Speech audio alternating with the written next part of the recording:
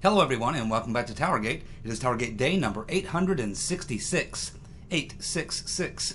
Tuesday, August the 13th, 2019. Thank you so much for tuning in. Okay, well today we have some Spygate news. We have some good news on the lawsuit where the FBI was trying to stop the Archie memos from coming out. We have good news on that, and we have some stuff regarding the, of course, whack job left-wing demo commies and a couple more of their failings. But before we get into any of that, let's just do a quick recap of where we are now on the Epstein situation.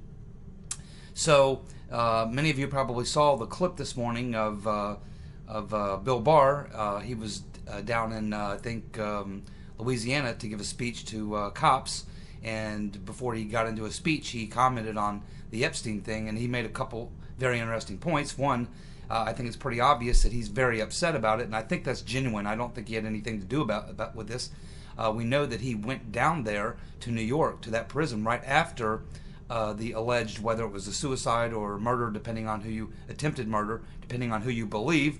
Epstein was telling friends and his lawyer that someone tried to kill him, but the official story is that he tried to commit suicide about 3 weeks previous, and that's when Barr went to that prison. We can assume he talked to the warden and said, hey, you guys need to make sure you stay on this guy or something. So I think that may be why Barr is so pissed off, is because he actually did get personally involved in it, and I would assume that he said, hey, let's make sure that you follow procedure, make sure that you keep an eye on this guy or whatever. So I think that may have something to do with why Bill Barr is so agitated. He also said, the probably most important thing he said, is that just because Epstein is gone, whatever gone means, is that because he's gone does not mean that the people who are co-conspirators should be resting easy. He said they should not be resting easy if they were co-conspirators or conspirators involved in the stuff with Epstein. So he said they are going to get to the bottom of it. They have full investigations going on and all this. So that was pretty interesting to hear from Barr, and hear him say those things. It makes sense. Obviously, we still continue to get many conflicting reports, and I'm not sure if this is on purpose or if it's just everybody trying to get information or just throwing stuff out there to see what sticks. I really don't know, but we're getting lots of contradictory information. Okay, so today we hear that he did try to hang himself, and that he took a sheet and that he tied it to the top bunk of his bunk bed, and that he hung himself by this sheet from a bunk, the top bunk, which is hard to believe based on what we've heard, that they would provide him with a material like a sheet. Normally it's like a paper type sheet, or a sheet that's very weak that rips or tears very easily. They don't normally provide you with a sheet in that type of a facility, especially if you've been a suicide risk or might be thought of being a suicide risk, or in this case should have been a risk for someone murdering this person because of powerful people that he had the goods on. So no one's explained that. I'm sure there'll be more people looking into that, whether that's true or false, I don't know. And why they waited 3 days to give us those details, I don't know. That seems like a detail that should have come out the very first morning, on Saturday morning when we first learned about this, that he used a sheet to hang himself. This is the first we've heard of it. Why did it take 3 days for that information to come out? Why are we waiting then on the autopsy? If they actually found him with the sheet around his neck and that's the cause of death, then why the delay on the autopsy, and why the interest in the toxicology? So there's, again, a lot of things that don't add up here. We also have two reports. One, that he was in the process, his attorneys were in the process of cutting a deal where Epstein was going to give up various people, and in exchange for that he was going to get a 5-year prison term. I'm not sure why the prosecution would do that, because he is the big fish. Yes, all the people he could incriminate or bring into this thing are big fish too, but he's the guy that was providing the underage girls for them. He's the big fish providing the underage girls to the other big fish. Why they would cut a deal with him, I don't know, especially when they've basically raided all of his properties. They've got all the videos, they've got the pictures, they've got his personal phone book with over 1,000 names in it. Next to those names, there are dates and names of girls. So, I mean, they've got a ton of information. You know, I don't know why they need to cut a deal with him, but that's what's being reported. It's also being reported that he's was talking to some guy, I forget his name, and Epstein apparently told this guy, yeah, I got dirt on the most powerful people. You wouldn't believe it. Over 300 people in the UK alone, and all these powerful people, and I got the goods on them. I got the dirt on them, that sort of thing. So you know, that type of talk. I mean, you know, it makes you wonder exactly what's going on here. So obviously, still a lot of confusion. I don't think we know any more than we knew a couple of days ago, because it's just we're getting so much conflicting information, and that's what's kind of frustrating, is you're getting things that are directly in contradiction to one another, and there's still something very, very suspicious about this whole thing. And you know, I was thinking yesterday that right after he was arrested, we started hearing for the next couple of days after that there was these rumors that he was an FBI informant, and then maybe he was going to get off the hook because he's an FBI informant. And he may have been, or may be an FBI informant. That's still not clear. But I got to thinking about that, and I thought, you know what? I think it's probably just as likely that Epstein was actually an intelligence asset. Now, I'm not saying he was a employee of some intelligence agency, but rather he's an asset, someone that some intelligence agency, could be U.S. intelligence, could be, you know, some foreign intelligence. But I'm thinking this guy could have been some sort of a intelligence asset, because think about it. What's he doing? He's providing underage girls to the most powerful people, wealthy, powerful people in the world, heads of state, powerful politicians, powerful, wealthy people who have influence with governments, with powerful politicians, people in the entertainment business. He's got all these powerful contacts, and we know that he had video cameras, that he took pictures, that he kept notes, that he had a black book. He's cataloging all the criminal activity that he's engaged in, as well as naming names or writing people's names down, videotaping people. As we're learning, he had videotapes, secret videotapes in various rooms in his properties. He had taken still photographs; those were found in his safe. So he's documenting. He's documenting his crimes, as well as the crimes of the conspirators, the people who he's obviously providing underage women for, or girls, I should say. And he's getting away with it for years and years and years and years. They're not busting him. They know he's doing it. I mean, everybody knows he's doing it, apparently. Certainly the Central Intelligence Agency would know about a guy like him, and they would know the types of things he's doing and what he's doing. Now, the CIA doesn't care. They're not in the law enforcement business. They're in the intelligence business, or any other intelligence agency. So, why would he be an important asset to an intelligence agency? Well, think about it. If you're an intelligence agency, Epstein would be the ultimate honeypot. Epstein is able to get very wealthy, powerful people, politicians, and various people like that, heads of state. He's able to get them in compromising situations, and he's able to document it. Either take a picture, he's got it on video, he's recorded it in a book, or something like that.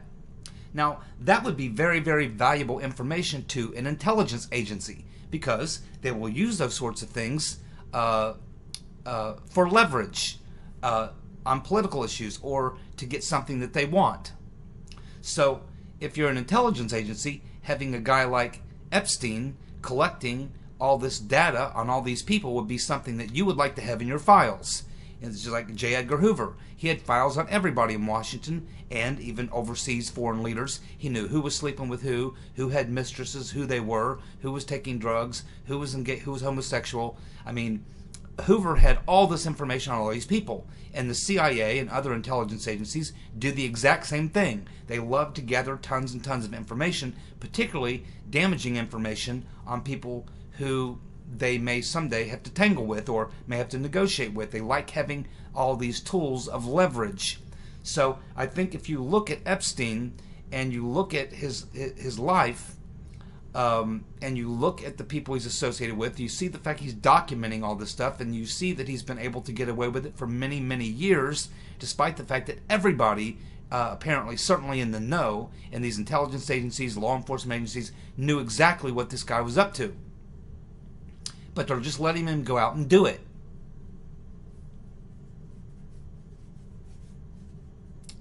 And I just wonder if Epstein was an intelligence asset.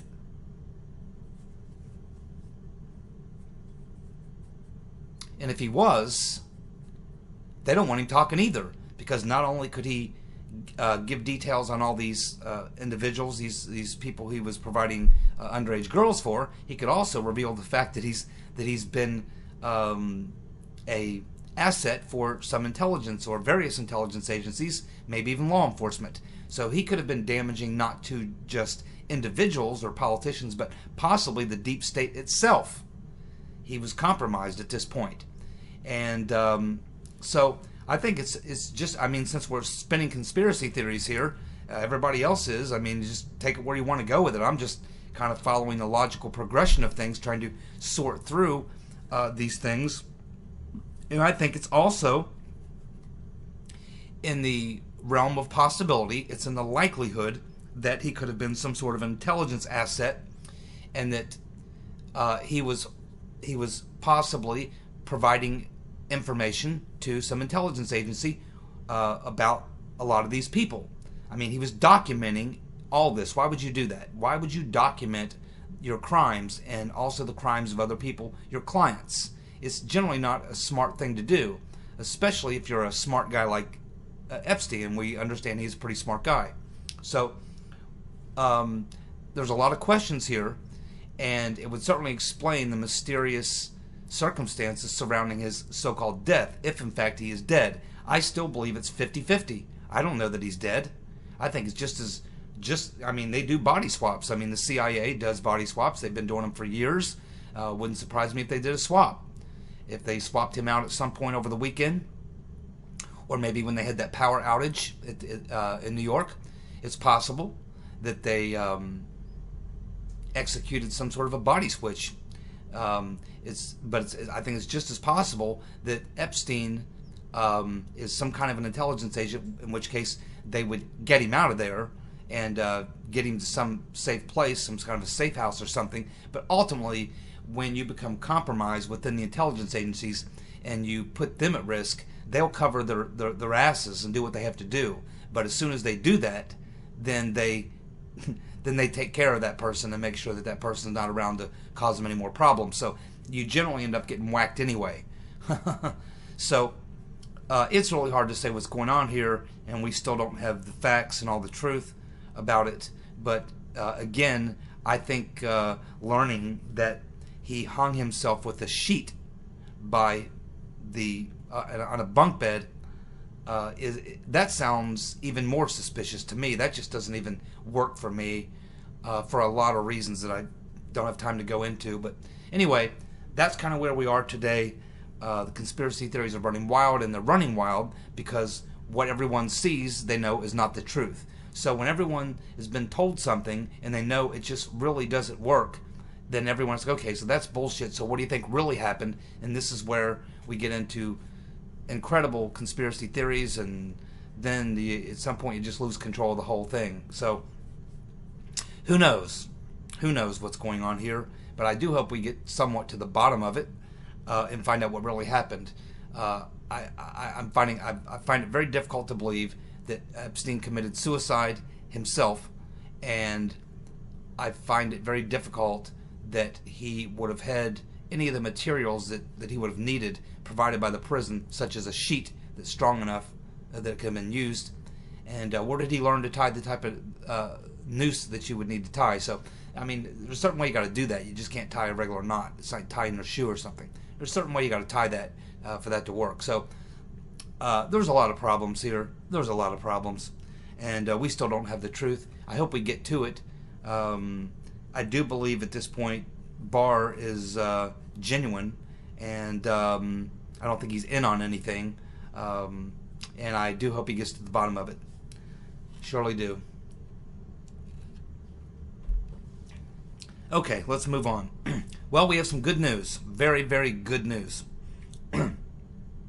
Federal Judge James Boasberg, Boasberg, has rejected the DOJ and FBI's motion to block the release of the Archie Declarations.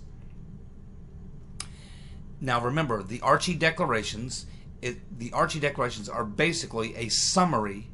They're this FBI agent Archie's summary of Comey's memos. And when I'm talking about Comey's memos, we're talking about the fact that Comey literally, almost in diary form, wrote out the entire plot, from the early time investigating into the Trump campaign all the way through the time he was fired. Literally wrote a diary and laying out the entire investigation, if you want to call it that. And in this, he includes sources, all the operations that were going on, as well as the code names of intelligence assets used in the investigation. Now, they've been trying to block this. The FBI, DOJ has been trying to block this. It's been in and out of court. So finally, Federal Judge James Boasberg has ruled that they must release the Archie memos in unredacted form. Now, we can expect there may be another court challenge, but at this point, that is the final word on it, or the last word. It may not be the final word, but it's the most recent word. And so, next thing that will happen is the judge will come back and order a release date, and we can assume it won't be too far down the road. It won't be like months. It'll be like days or weeks. So this will be very important information to get, because it's literally Comey almost keeping a diary of the entire Spygate sort of investigation, beginning very early on, probably even prior to the July 31st, 2016 Operation Crossfire Hurricane. There's a reason why the FBI and DOJ have been fighting like crazy to keep this from getting out. But now it looks like this judge is ruling, and he was pretty angry in his ruling. If you read it, he was very angry at the shenanigans that DOJ and FBI have been pulling to try to avoid having to release this information, because he already ordered it released once, and then they went to another judge, another court, and now it's back in his court, and he's pretty unhappy about the way that this is being done. So anyway, it's very, very good news. There's certainly a lot there, probably some very incriminating information, but certainly some very useful information that should be in the public domain. I can assume that Barr and Durham have already got the Comey memos, and the Archie Declaration have probably already got that information, but it will be nice if we can get that out into the public domain. So this is very good information. All we're waiting for now is the next court hearing. I don't think it will be far down the road, and we'll get a date for when these materials should be released. Be very, very eagerly awaiting that. Well, we have Kamala Legs in the Air Harris. She was in a nursing home, and I don't know if you've seen the video, but it's really funny. There's this old lady, I mean like really old lady, sitting there in a wheelchair, and Kamala Harris, she calls Kamala Harris over, and she tells Kamala Harris, she says, "We don't want you messing with our health care. Leave our health care system alone." And of course we know that Kamala Legs in the Harris has a glass jaw, and she doesn't know how, when you call out Kamala Harris, she's very, very bad at counterpunching or responding. We saw that when Tulsi Gabbard went after her, and you see it again. This old lady literally left her almost speechless. She didn't really know what to say other than, okay, well, I'll make sure we don't mess with your health care. So anyway, it was just kind of funny watching the old lady call out Kamala Legs in the Harris.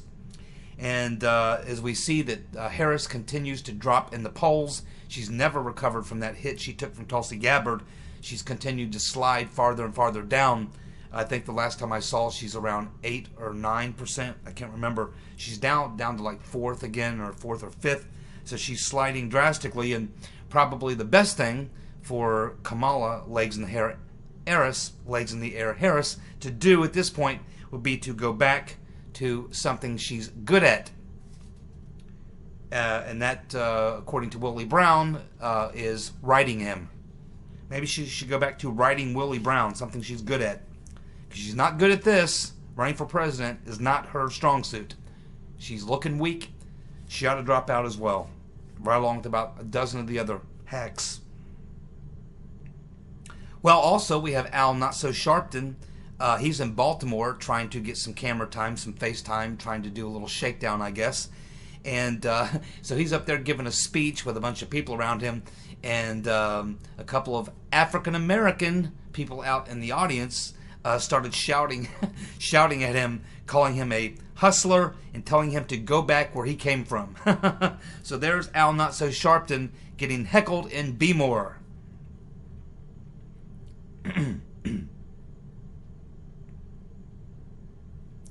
Okay, so another thing that people have been talking about in the last 24 hours is more and more people are sorting through the Bruce Orr 302s and trying to fit that into some sort of a narrative for what we've learned from the Bruce Orr 302s, to try to tie it to other things and to try to see where it fits in. And we've been doing that over the last couple of days. A lot of people have pointed out some very good things, but here's something else that sort of popped up on the radar screen, and that is that we learned in these Bruce Orr 302s that Nellie Orr provided a thumb drive to her husband, who then provided it to the FBI, and essentially it was a dossier on Manafort. A dossier on Manafort. And apparently that was used by the Mueller team. So Mueller was the investigator. Nellie Orr was the so-called investigator that provided the evidence for the special counsel to go after Manafort, or certainly a lot of the evidence, this dossier that she prepared. And of course, she wrote this Manafort dossier, which her husband gave to the FBI. So the problem here is that was never entered into the record. It's not in the Mueller report that they received anything from Nellie Orr about Manafort. It was never brought out in any of the court hearings in any of the Manafort trials. And that's a problem, because it's interesting, first of all, that they wouldn't use that information, or at least source that information that they used in the hearings against Manafort. But it's actually a problem, the fact that they had this information and that they did not provide it to Manafort's attorney. This again would be another Brady violation. Many, many Brady violations in the Mueller investigation. Brady violations mean you're withholding information that may or may not have been used in your investigation, that you had possession of, and you did not provide it to the court or to the defendant's attorneys. Mueller, just having this Manafort dossier produced by Nellie Orr, was obligated to provide it to the court, essentially to Manafort's lawyers, and they did not. That's another Brady violation. You know, Manafort's attorneys should immediately file a motion with the court because this was material that they should have been provided with, and they were not provided with that information.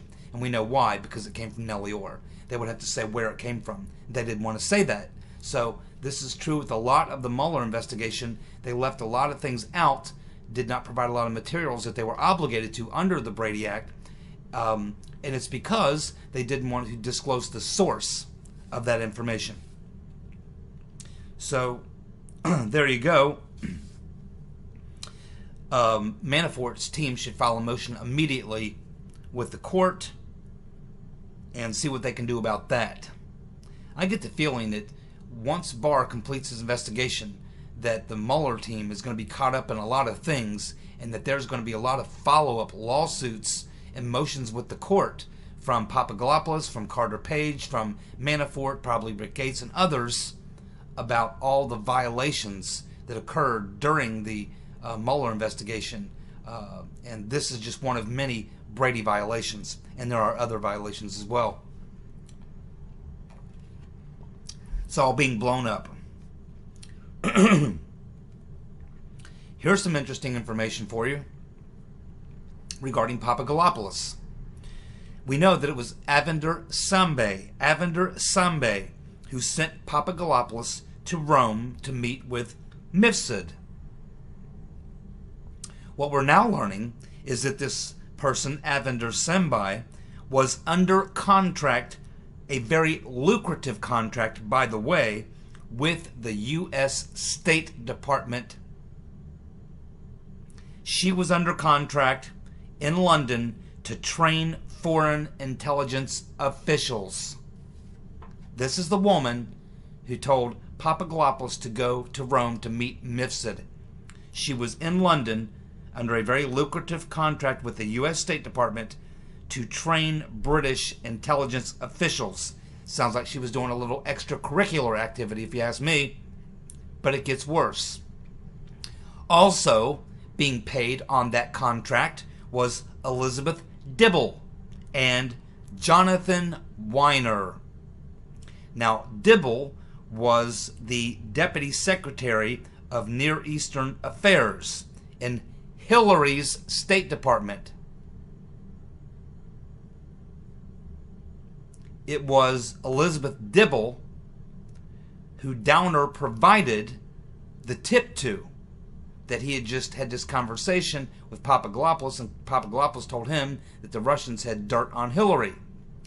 So Downer claims that Papadopoulos told him this. Then Downer goes to Elizabeth Dibble and tells her this. She then contacts Jonathan Weiner, who moves it into the FBI. Again, as we can see, this is laundering information or intelligence. They laundered this information. The proper protocol would have been for Downer to contact Australian intelligence because they're part of Five Eyes intelligence. That's what he should have done. But that's not what he did. He actually went to Elizabeth Dibble, then she went to Weiner, and they put it to the FBI. Another classic case of failing to follow protocol, but more importantly, laundering intelligence. This entire operation to frame Trump involved many, many of these instances of laundering intelligence or information, whatever you want to describe it, however you want to describe it. And of course, we know these people are all in the orbit of the rotten Reverend Clinton. We're also learning, this is something that's not necessarily new, but just is kind of an older article, but for some of you who've not heard this before, just to reiterate, this as part of a larger story, and this comes to us from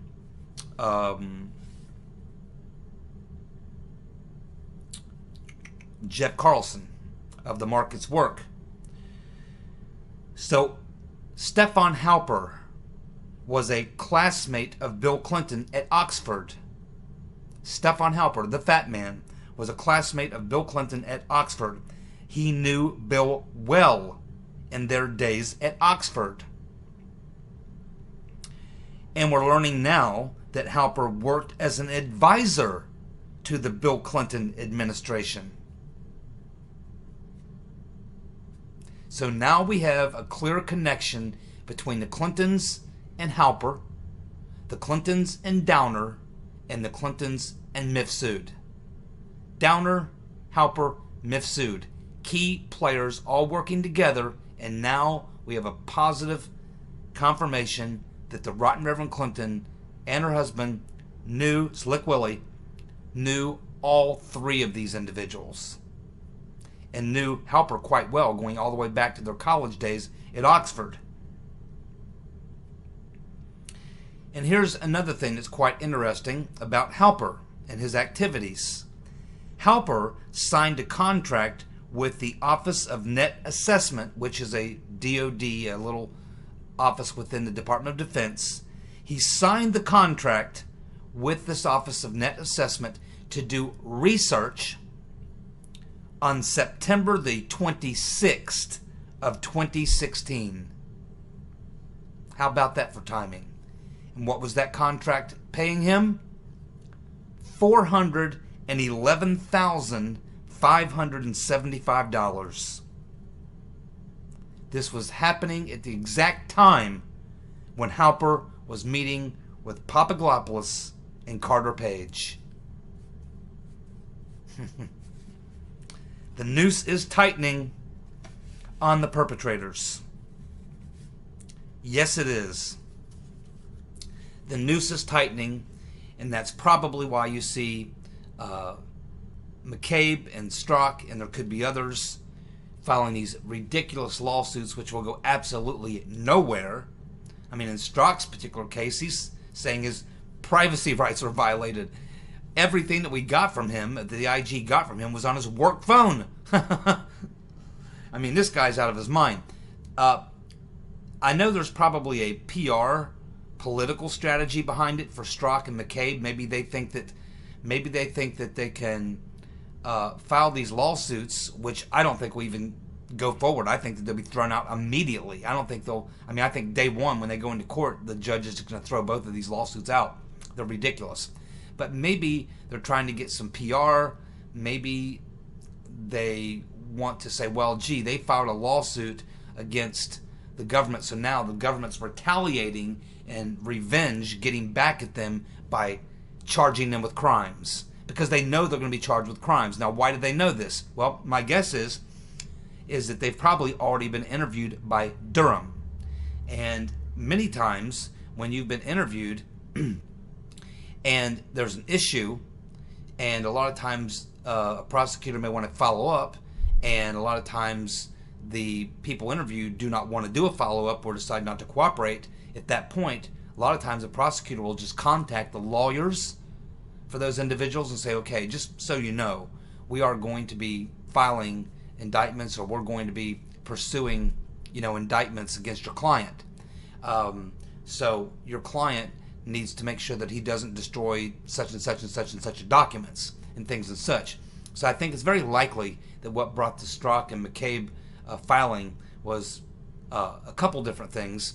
One, I think it's probably just a political PR strategy that they think might help them.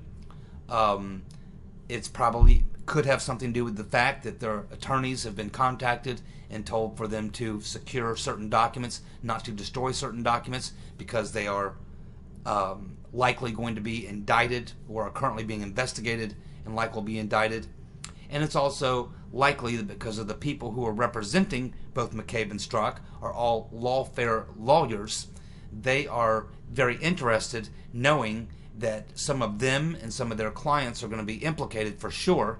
They're very interested in getting into a court hearing where they can at least go far enough in the process. They know they're probably not going to win, but if they can get far enough in the process through discovery, they can request certain documents which will give them some idea about the direction that the government's case is going in and what sort of liability their clients may have. In other words, they want to try to get some information. They want to find out what the government knows about their potential client and about them, more importantly. So I think that that's what you can take from that. But there's definitely something that would cause Strzok and McCabe to come out and file frivolous lawsuits, which we know are going to go nowhere. They're completely, baseless. So I think it's probably one or a combination of those three things.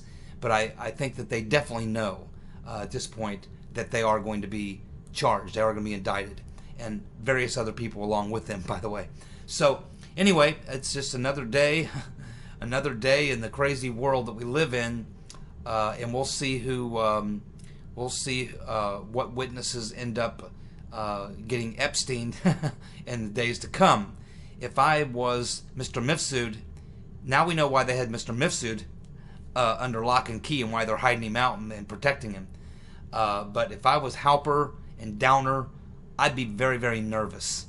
Having seen what just happened to Epstein, I would be very nervous if I was those guys, or anybody who might have evidence that could implicate the Clintons and some other powerful people in crimes. It's getting very, very dangerous now for a lot of people. And they have no one to blame but themselves for getting involved in the coup and all that surrounds it. Thank you so much for tuning in. I'll be back tomorrow with more TowerGate. See you guys. Bye.